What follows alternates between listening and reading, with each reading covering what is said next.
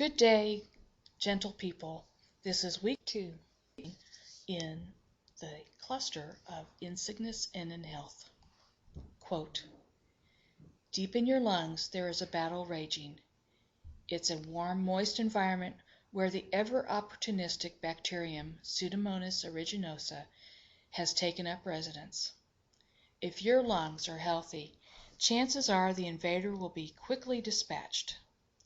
Microbes like P. aeruginosa were once thought to be disorganized renegades.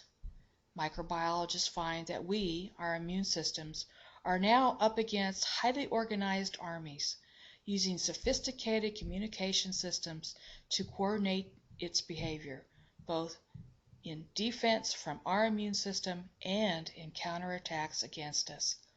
There is a war going on out there, unquote.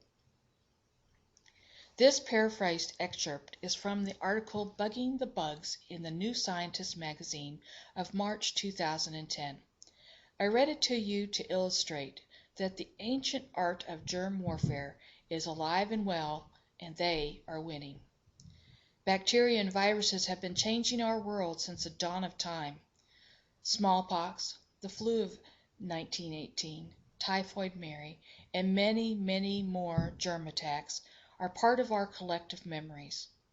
One of our most common children rhyme sets is Ring Around the Rosie and London Bridges Falling Down. They are a result of germ attacks. It dates back to the bubonic plague. The historic period was of the Great Plague of London in 1665, or even before the first outbreak of the plague hit England in the 1300s. The symptoms of plague include a rosy red rash in the shape of a ring on the skin, ring around the rosy. Pockets full of posies were filled with sweet-smelling herbs or posies, which were carried in the pockets and pouches due to the belief that the disease was transmitted by bad smells. It also cut down on the bad smells of illness and dying. The term ashes, ashes, we all fall down referred to the cremation of the dead bodies. The death rate was over 60%. There was nowhere to bury the bodies. No one wanted to take the time to bury the bodies due to the chance of infection, so the bodies were burned. So all of London smelled of ashes. The plague was eventually halted by a great fire, the Great Fire of London in 1666, which killed the rats which were carrying the disease that was transmitted via water sources. The ancient bacteria of days gone by that scare us no longer, smallpox, poliomyelitis, measles, mumps, typhoid, and tetanus, are actually still here, but we have developed vaccinations to keep them at bay. The iron lungs that once filled huge hospital bays in the 1950s now rust in secluded rooms. The hearing loss and impotence caused by measles and mumps are almost unheard of today in the United States. We no longer fear our children's life from infections. But should we be afraid? Should we be very afraid? These germs and more are still killing others worldwide by the thousands every year. We are not safe. Our cultures are still very much affected by other germs at war with us.